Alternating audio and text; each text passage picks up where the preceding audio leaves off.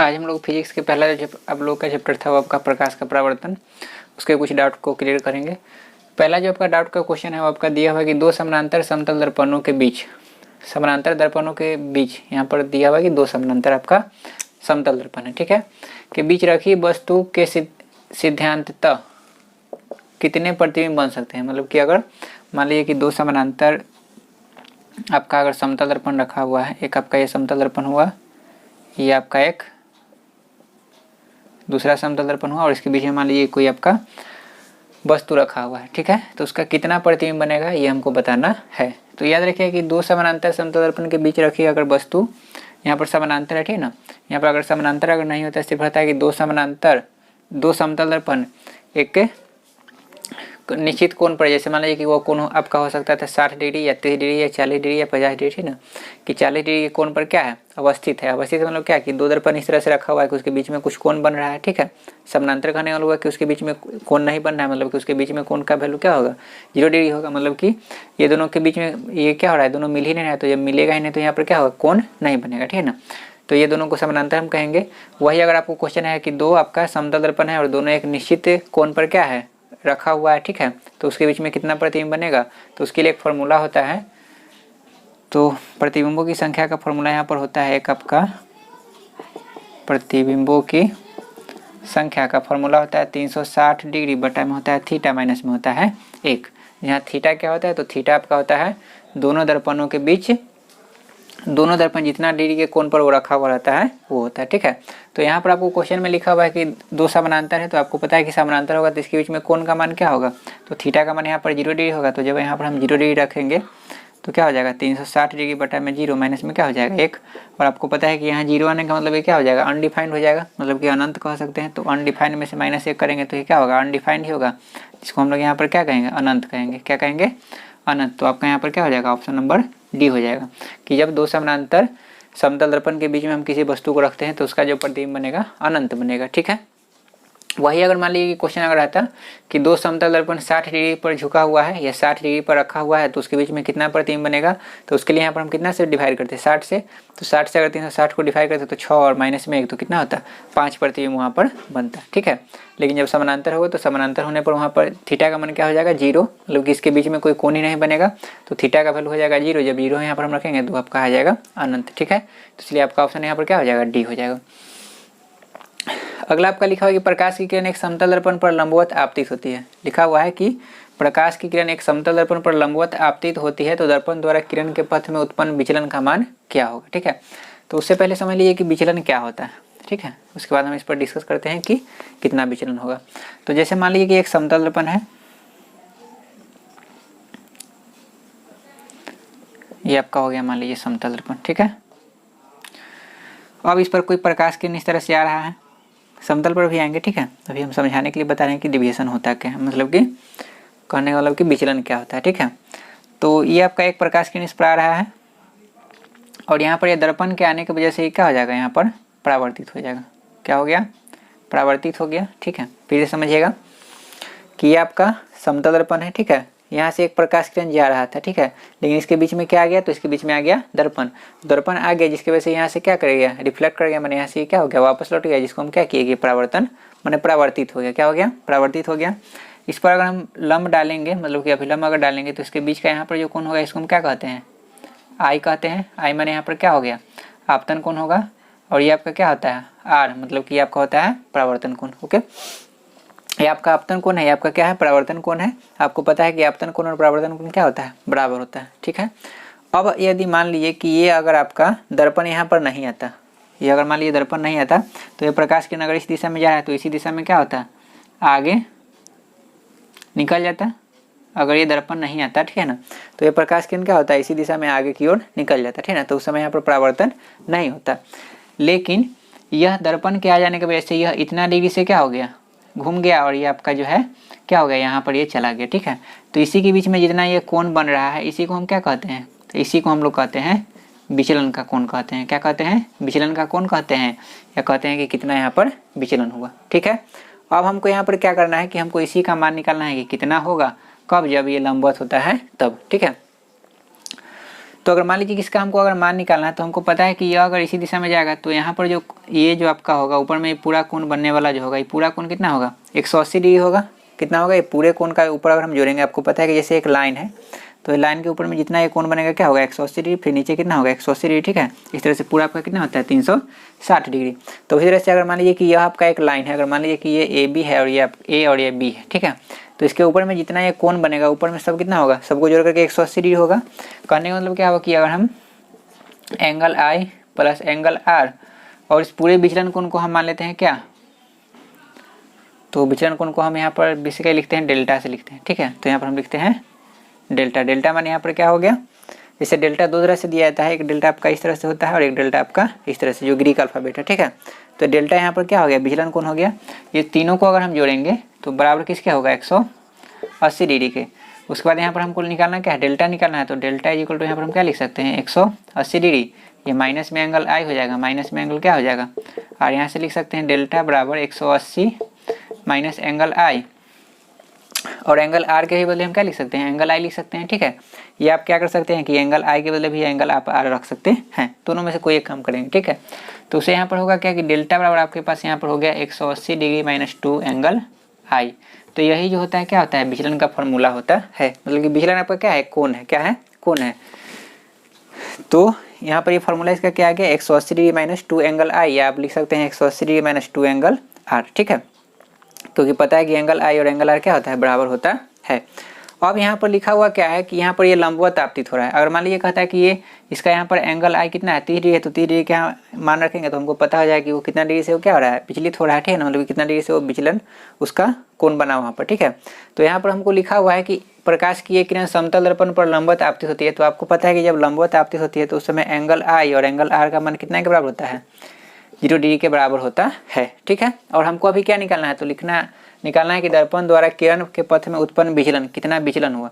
तो विचलन का फॉर्मूला क्या आया, तो विचलन का फॉर्मूला यहाँ पर आया डेल्टा बराबर 180 डिग्री माइनस 2 एंगल आई, और एंगल आई का मान यहाँ पर क्या है 0 डिग्री। तो इस तरह से आपको यहाँ पर डेल्टा बराबर हो जाएगा 180 माइनस 0 डिग्री। इट मीन्स कि डेल्टा आपका हो गया 180 डिग्री के बराबर।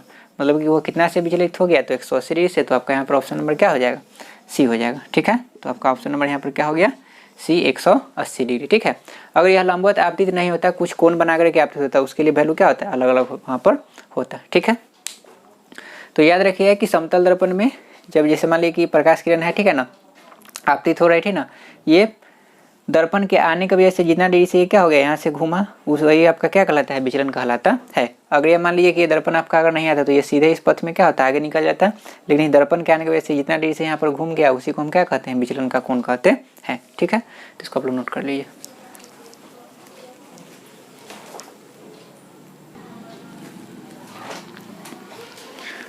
अगला आपका डाउट का क्वेश्चन है कि यदि आप एक स्थिर समतल दर्पण की ओर, स्थिर समतल दर्पण की ओर कहने का मतलब क्या हुआ कि एक दर्पण जो है आपका रखा हुआ है वो स्थिर है, उसमें किसी तरह का गति नहीं है, ठीक है ना।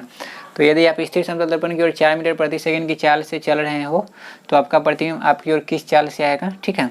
तो इसमें आप लोग क्या कीजिएगा कि इसमें आप लोग याद कर लीजिए कि अगर स्थिर समतल दर्पण अगर दिया हुआ है, ठीक है, तो आप जितना स्पीड से लेगा उसका दोगुना स्पीड से क्या होता है, आपका दर्पण जो होता है क्या होता है, आपका जो आपका प्रतिबिंब होता है वो आपका क्या होता है, चलता है, ठीक है। तो यहाँ पर हो जाएगा आपका 4 का दोगुना कीजिएगा तो कितना आ जाएगा, 8 मीटर प्रति सेकंड आ जाएगा, ठीक है। और इस पर जो आपका ज़्यादातर जैसे जो बेसिक नॉलेज, ये मैंने बेसिक नॉलेज कहने का मतलब क्या हुआ कि अगर इस पर आपको ज़्यादा अध्ययन करना है तो आपको 12th की क्लास का ये आपका एक टॉपिक है, उसमें आपको ये पढ़ना है, ठीक है। तो यहाँ पर सिर्फ आप इतना याद रख लीजिए कि आपका अगर जो आप अगर मान लीजिए आप या कोई मान लीजिए कि कोई वस्तु दर्पण के सामने है तो अगर जितना चाल से चलेगा तो उसका जो क्या है प्रतिबिंब है उसके दोगुना चाल से वहाँ पर से क्या होगा, वो आएगा, ठीक है। आगे आपको क्वेश्चन दिया हुआ है कि किसी समतल दर्पण की फोकस दूरी का मान क्या होता है। यहाँ पर 4 ऑप्शन दिया हुआ है, 0, 0 एवं अनंत के बीच, अनंत और इनमें से कोई नहीं, ठीक है। तो इसके लिए हम क्या करते हैं कि इसका अनंत होता है। अब अनंत कैसे होता है वो हम आपको बताते हैं कि जैसे मान लीजिए कि एक समतल दर्पण है, क्या है, दर्पण को थोड़ा सा हम इस तरह से बनाते हैं, लंबवत बनाते हैं जो समझाने में। जैसे मान लीजिए कि एक दर्पण है, ये इसका परावर्तक सतह है, ये क्या है, परावर्तक सतह है, ये पीछे का भाग है, इसको पेंट किया हुआ है, ठीक है। तो हमको पता है कि जैसे मान लीजिए कि इसके सामने अगर कोई वस्तु यहाँ पर रखा हुआ है, मान लीजिए कि यहाँ पर ए बी एक वस्तु रखा हुआ है, तो इसका प्रतिबिंब यहाँ ए बी बनेगा दर्पण के पीछे, दर्पण के पीछे इसका प्रतिबिंब बनेगा। और जितना दूरी से ये रखा हुआ है, अगर मान लीजिए कि ये अगर x दूरी से अगर रखा हुआ है, ठीक है, तो ये भी x दूरी पर ही क्या होगा, ये प्रतिबिंब बनेगा। ये आपको पता है, ठीक है, कि अगर समतल दर्पण में हम जितनी दूर वस्तु से रहते हैं, जितनी दूर हम दर्पण से रहते हैं, उतना ही दूर हमारा क्या होता है, प्रतिबिंब दर्पण के पीछे बनता है। तो अगर मान लीजिए कि यहाँ से यहाँ तक का डिस्टेंस अगर x है और यहाँ से यहाँ तक का डिस्टेंस भी क्या होगा, x होगा। अगर मान लीजिए अगर 5 मीटर है तो भी आपका क्या होगा, 5 मीटर होगा, ठीक है। अब इसको अगर हम मान लीजिए कि एक मान लेते हैं मूल बिंदु, तो अगर मान लीजिए कि इस दिशा को अगर हम मानते हैं पॉजिटिव, ठीक है, इस दिशा को अगर मान लीजिए कि हम मान लेते हैं क्या, पॉजिटिव, तो ये दिशा आपका क्या होगा, नेगेटिव होगा। मतलब कि इसको अगर मान लीजिए कि हम मान लेते हैं क्या, प्लस, तो ये आप माइनस मानिएगा, ठीक है। कि अगर मान लीजिए कि ये मूल बिंदु के इसको हम क्या करते हैं, माइनस मान लेते हैं, इसको हम मान लेते हैं प्लस, ठीक है। कि ये मूल बिंदु से दाहिने तरफ है तो इसको हम मान लिए प्लस, और मूल बिंदु से ये मान लीजिए कि बाएं तरफ है तो इसको हम मान लिए माइनस, ठीक है। कहने का मतलब क्या हुआ कि आपका यहाँ पर ये जो दूरी होगा ये किसके बराबर होगा, भी के बराबर, मतलब कि ये आपका प्रतिबिंब का दूरी होगा। यहाँ पर हम क्या किए हैं, दर्पण को यहाँ पर हम मान लिए हैं मूल बिंदु, ठीक है, और दर्पण को ही मूल बिंदु माना जाता है। और मूल बिंदु से बाएं ओर बढ़ेंगे तो ये आपका क्या होगा, वस्तु यहाँ पर रखा है तो ये आपका वस्तु दूरी हो गया, जो आपका क्या होगा, -x के बराबर होगा। प्लस माइनस क्यों दिए, क्योंकि ये दिशा बताने के लिए, ठीक ना। और आपको पता है कि दर्पण के पीछे ही बनता है तो वहाँ पर भी आपका क्या होगा, प्लस में ही होगा, ठीक है। अब हमको यहाँ पर निकालना क्या है, तो हमको निकालना है फोकस दूरी। क्या निकालना है, फोकस दूरी, मतलब हमको f निकालना है। तो दर्पण सूत्र का हम फॉर्मूला पढ़ चुके हैं कि 1/v + 1/u बराबर में क्या होता है, 1/f होता है। और याद रखिए कि यह जो फॉर्मूला आता है आपका समतल दर्पण के लिए भी यूजफुल होता है और आपका गोलीय दर्पण जो होता है उसके लिए भी, मतलब कि अवतल दर्पण, उत्तल दर्पण और समतल दर्पण तीनों के लिए क्या होता है, उपयोगी होता है। अब यहाँ पर हम क्या करेंगे, 1/v, तो v आपका कितना के बराबर होगा, तो +x के बराबर होगा। तो यहाँ पर हम क्या लिखेंगे, x की जगह आप कोई अंक भी मान सकते हैं। अगर मान लीजिए कि ये 5 माने हैं तो ये आपका -5 होगा। ये अगर मान लीजिए कि -5 लिए हैं तो ये आपका क्या होगा, 5 होगा। आप कोई अंक रख करके भी यहाँ पर बना सकते हैं, ठीक है। तो यहाँ पर 1/x हो गया। चलिए u है तो u आपका कितना है, -x बराबर क्या हो जाएगा, 1/f। तो यहाँ से आपको क्या मिला, 1/x है, 1/f है, तो यहाँ पर क्या हो जाएगा, ये प्लस में और ये क्या है माइनस में। इसको हम इस तरह से लिख सकते हैं, 1/x प्लस माइनस क्या हो जाएगा, -1/x बराबर में क्या हो जाएगा, 1/f। तो इसको आप क्या लिख सकते हैं, तो लिख सकते हैं आप इसको 0, 1/x में से 1/x घट जाएगा तो 0 बराबर में क्या हो गया, 1/f। ये 0 है, इसके बटा में कुछ नहीं तो बटा में क्या है, 1 है, ठीक है। तो इसको हम क्या लिख सकते हैं, तो इसको हम लिख सकते हैं, अगर मान लीजिए इसको अगर हम क्या कर रहे हैं, पलट रहे हैं, ठीक है ना, मैंने f को ऊपर और इसको ऊपर हम करेंगे तो 1 को ऊपर करेंगे तो 0 आपका क्या आ जाएगा नीचे, और f को अगर ऊपर हम करेंगे तो 1 क्या आ जाएगा नीचे। तो 1/0 आपका किसके बराबर होता है, अनडिफाइंड, मतलब कि कह सकते हैं कि अनंत, ठीक है। और बराबर में यहाँ पर क्या हो गया, f, और f आपका क्या होता है, तो f आपका होता है फोकस दूरी। तो फोकस दूरी यहाँ पर क्या आ गया, अनंत आ गया, ठीक है। तो इस तरह से आप इसको सोल्व करके निकाल सकते हैं कि फोकस दूरी इसका क्या होता है, अनंत होता है। और ऐसे याद रख सकते हैं कि समतल दर्पण की फोकस दूरी क्या होती है, अनंत होती है। नोट कीजिए इसको।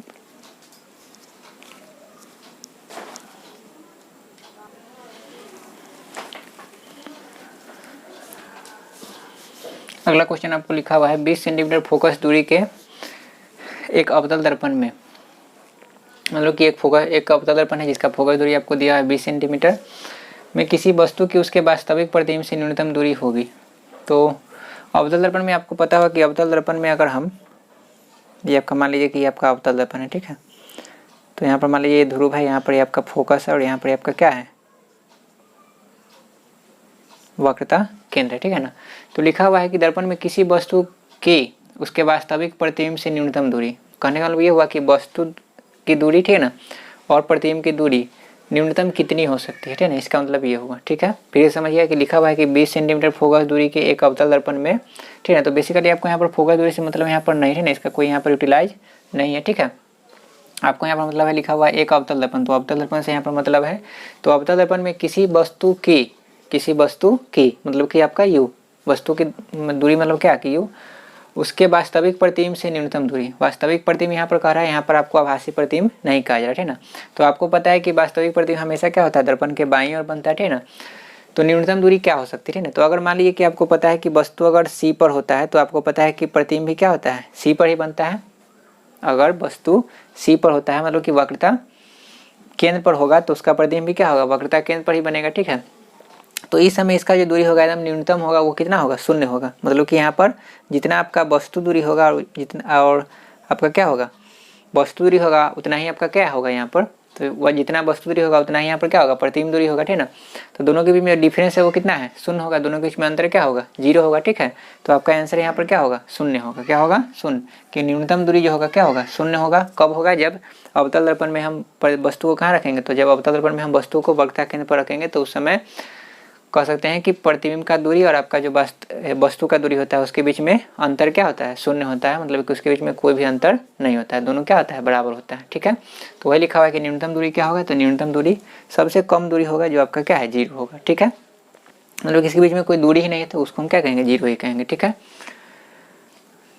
आगे क्वेश्चन आपको दिया है कि एक वस्तु 15 सेंटीमीटर फोकस दूरी वाले एक अवतल दर्पण के सामने, तो एक अवतल दर्पण बनाइए।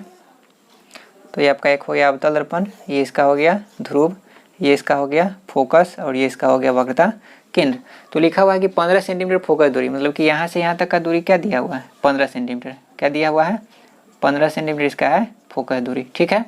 15 सेंटीमीटर फोकस दूरी वाले एक अवतल दर्पण के सामने 10 सेंटीमीटर की दूरी पर वस्तु रखा है। मतलब कि वस्तु 10 सेंटीमीटर की दूरी पर रखा है, मतलब कि यहाँ से वस्तु का जो दूरी है वो क्या है, 10 सेंटीमीटर। तो मान लीजिए कि 10 सेंटीमीटर आपका यहाँ पर है, ठीक है। यहाँ पर आपका क्या है, कोई वस्तु रखा हुआ है, यहाँ पर ए बी कोई वस्तु यहाँ पर रखा हुआ है, ठीक है। तो वस्तु का प्रतिबिंब बनेगा, ठीक है। तो आपको पता है कि यहाँ पर वस्तु जो है कहाँ रखा हुआ है, तो पी और एफ के बीच में स्थित हुआ, वो हमको पता कैसे चला। तो यहाँ पर ये 15 सेंटीमीटर फोकस दूरी हुआ और इसका जो वस्तु दूरी है वो आपका क्या है, 10 है। तो यहाँ पर जब फोकस दूरी आपका वस्तु दूरी से क्या है, ज़्यादा है, मतलब कि इसके बीच में ही वस्तु रखा हुआ है, ठीक है।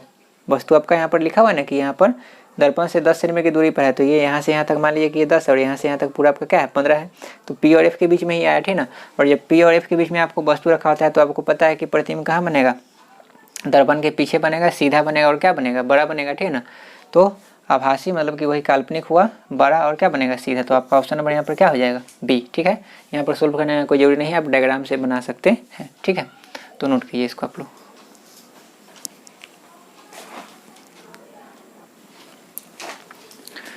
अगला प्रश्न आपको दिया हुआ है, एक अवतल दर्पण के ध्रुव से 30 सेंटीमीटर की दूरी पर रखी वस्तु, मतलब कि अवतल दर्पण के ध्रुव से 30 सेंटीमीटर की दूरी पर वस्तु रखा हुआ है। तो आपको पता है कि ये यू हो जाएगा और यू आपको पता है कि दोनों दर्पण में क्या होता है, माइनस होता है। तो -30 हो गया कि दूरी पर रखी गई वस्तु का वास्तविक प्रतिबिंब बन रहा है। वास्तविक प्रतिबिंब बन रहा है मतलब कि भी आपका क्या होगा, निगेटिव होगा। दर्पण के ध्रुव से कितना दूर, तो 60 सेंटीमीटर की दूरी पर, तो भी आपका यहाँ पर क्या हो जाएगा, -60 सेंटीमीटर, ठीक है।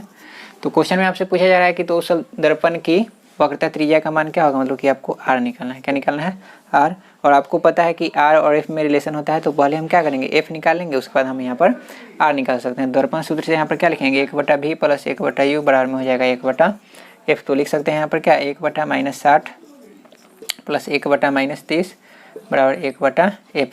एलसीएम अगर लेंगे तो यहाँ पर हो जाएगा 60, तो यहाँ पर आपका हो जाएगा क्या, -1, यहाँ पर हो जाएगा +2, सॉरी -2, ठीक है। माइनस को ऊपर हम कर दिए, ठीक है। बराबर यहाँ पर हो जाएगा 1/f। तो यहाँ पर हो जाएगा -3 बटा में हो जाएगा 60 बराबर में हो गया 1/f। तो 3 से 20 बार में मतलब कि f आपको कितना आ गया, तो f आपको आ गया -20 सेंटीमीटर। और आपको पता है कि r बराबर क्या होता है, 2f। तो यहाँ पर क्या आ जाएगा, 2 गुना -20 मतलब कि आपका आ जाएगा -40 सेंटीमीटर। माइनस यहाँ पर सिर्फ ये रिप्रेजेंट कर रहा है कि अवतल दर्पण का यहाँ पर फोकस, अवतल दर्पण का क्या है, वक्रता त्रिज्या है, ठीक है। मतलब दूरी को हम प्लस में लिखेंगे यहाँ पर, ठीक है। तो यहाँ पर लिखा हुआ है 30 सेंटीमीटर से कम, तो कम नहीं है, ठीक है। 60 सेंटीमीटर से अधिक तो नहीं, 60 सेंटीमीटर से अधिक भी नहीं है। 30 सेंटीमीटर से अधिक और 60 सेंटीमीटर से कम, तो आपको पता है कि 40, 30 और 60 के बीच में आएगा, ठीक है। तो ये आपका ऑप्शन नंबर यहाँ पर सी सही हो जाएगा। 30 सेंटीमीटर से अधिक है और 60 सेंटीमीटर से क्या है, कम है। आपका इनमें से कोई नहीं, ये भी आपका ऑप्शन नहीं होगा, ऑप्शन आपका क्या होगा, सी होगा। तो नोट कीजिए इसको आप लोग।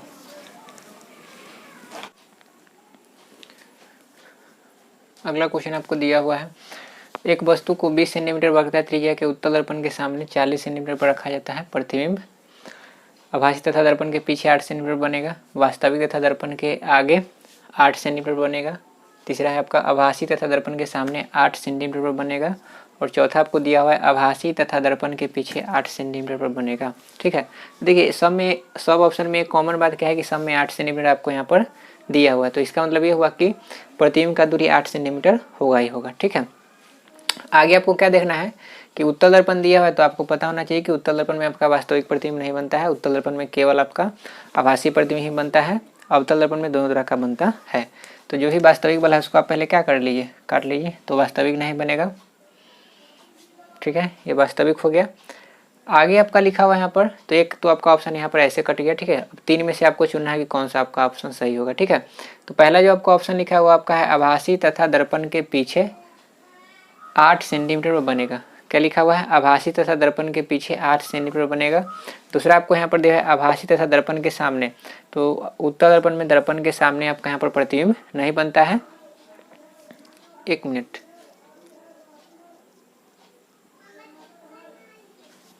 आभासी तथा दर्पण के पीछे 8 सेंटीमीटर बनेगा। ए और डी ऑप्शन आपका लग रहा है कि 1 मिनट, सॉरी, यहाँ पर जो आपका था वास्तविक था। ठीक है, यहाँ पर आपका ऑप्शन यहाँ पर लिखा हुआ गलती था, आभासी लिखा हुआ था उसमें, यहाँ पर एक्चुअल में आपका यहाँ पर वास्तविक दिया है, तो ये भी आपका ऑप्शन गलत हो जाएगा। ठीक है, तो आपका ऑप्शन यहाँ पर क्या सही हो जाएगा, डी, आभासी बनेगा, क्योंकि उत्तल दर्पण में आभासी ही बनता है, और उत्तल दर्पण में आभासी बनेगा और दर्पण के पीछे ही बनता है। ठीक है, दर्पण के आगे नहीं बनेगा, और 8 सेंटीमीटर बनेगा। ठीक है, तो ये आपका ऑप्शन नंबर यहाँ पर डी हो जाएगा। ठीक है, जब इसको आप दर्पण सूत्र से सोल्व कीजिएगा तो उसमें भी आपको दूरी 8 सेंटीमीटर ही आएगा। ठीक है, तो उस तरह से आप निकाल सकते हैं। अगला क्वेश्चन आपको दिया है कि एक वस्तु और एक अवतल दर्पण द्वारा बने वास्तविक प्रतिबिंब से दर्पण के फोकस से दूरियां क्रमशः 25 सेंटीमीटर और 16 सेंटीमीटर हो तो दर्पण की फोकस दूरी आपको यहाँ पर निकालना है।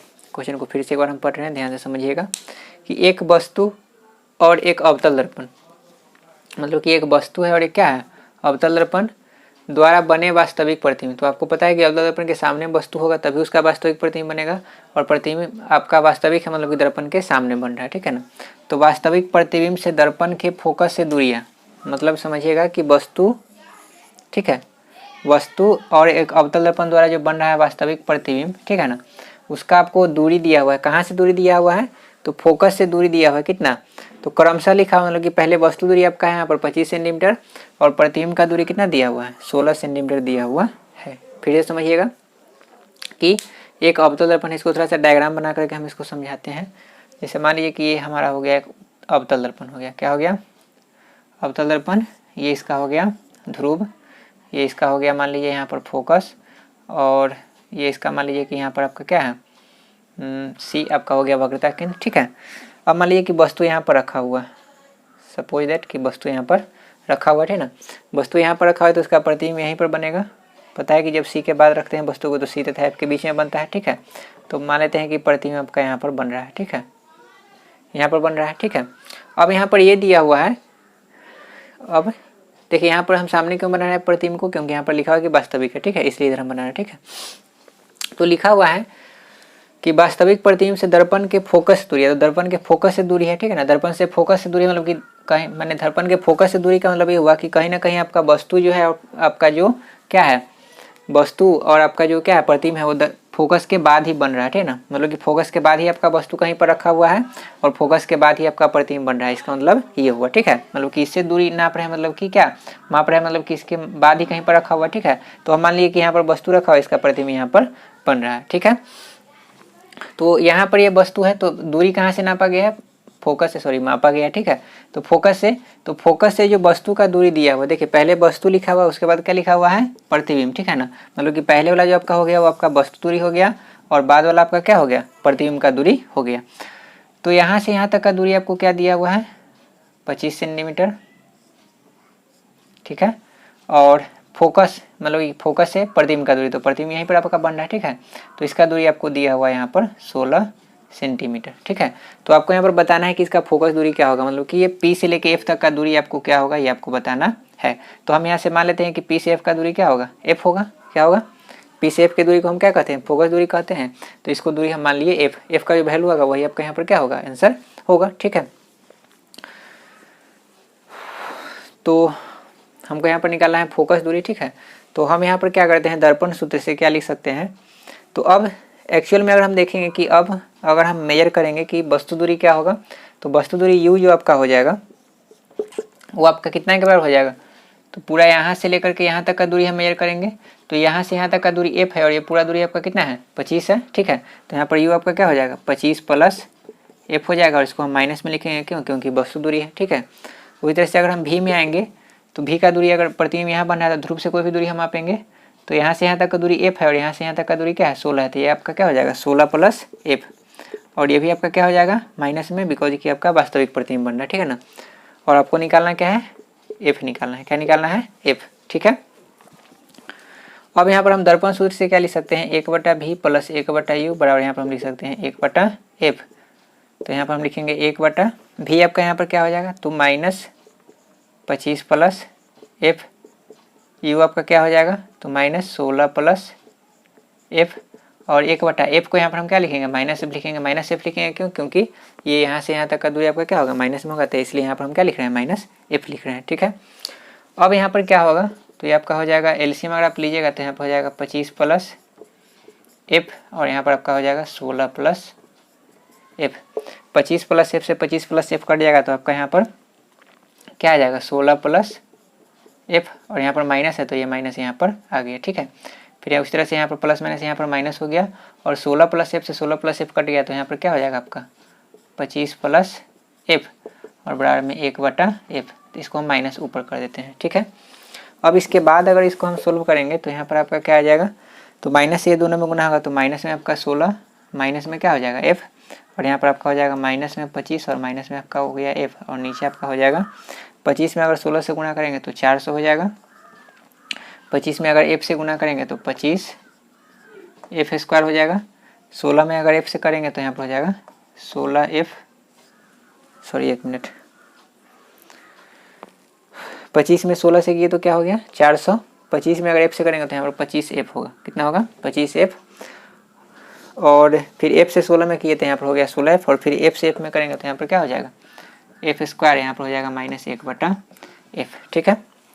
यहाँ से हम क्या लिख सकते हैं -16 -25, तो यहाँ पर क्या हो जाएगा -41, और -f और -f में यहाँ पर क्या हो जाएगा -2f, और नीचे आपका यहाँ पर हो गया क्या f स्क्वायर, प्लस में आपका क्या हो जाएगा 25f और 16f क्या हो जाएगा 41f, प्लस में आपका हो जाएगा 400 बराबर में हो जाएगा -1/f, ठीक है। इसके बाद यहाँ पर हम सोल्व कर रहे हैं, ठीक है, थोड़ा सा बड़ा हो गया ये हिसाब। तो यहाँ पर अगर हम सोल्व करेंगे तो क्रॉस गुना अगर हम करेंगे, ठीक है, तो क्रॉस गुना करने से होगा क्या कि अगर इसमें अगर हम f से गुना करेंगे और यहाँ पर -1 से गुना करेंगे, तो -1 से अगर गुना करेंगे नीचे वाले में तो क्या हो जाएगा माइनस में f स्क्वायर, माइनस में 41f, माइनस में 400, और बराबर f से अगर गुना करेंगे तो माइनस में क्या हो जाएगा 41f, और माइनस में क्या हो जाएगा 2f स्क्वायर, ठीक है। 41f और 41f यहाँ पर कैंसिल आउट हो जाएगा क्योंकि ये भी माइनस में है और ये भी इधर क्या है माइनस में। तो अब इससे होगा क्या कि ये -f स्क्वायर है, ये f स्क्वायर इधर आएगा तो प्लस में आपका क्या हो जाएगा 2f स्क्वायर, और ये 400 उधर जाएगा तो क्या हो जाएगा प्लस में, तो 2f स्क्वायर से f स्क्वायर अगर घटेगा तो f स्क्वायर हो गया, बराबर में क्या हो गया 400। तो यहाँ से f बराबर हम क्या लिख सकते हैं √400, मतलब कि f आपका कितना के बराबर आ जाएगा तो 20 सेंटीमीटर के बराबर आ जाएगा, मतलब कि यहाँ से यहाँ तक का दूरी क्या हो जाएगा 20 सेंटीमीटर हो जाएगा। तो आपका ऑप्शन नंबर यहाँ पर क्या हो जाएगा सी हो जाएगा, ठीक है। तो इस तरह से इस क्वेश्चन को सोल्व करते हैं, क्वेश्चन अच्छा था, ठीक है। और इस तरह से आपका जो डाउट का पूरा क्वेश्चन था वो आपका हो गया कंप्लीट, ठीक है। तो फिर हम लोग कल आगे बढ़ेंगे जो आपका टॉपिक था उससे।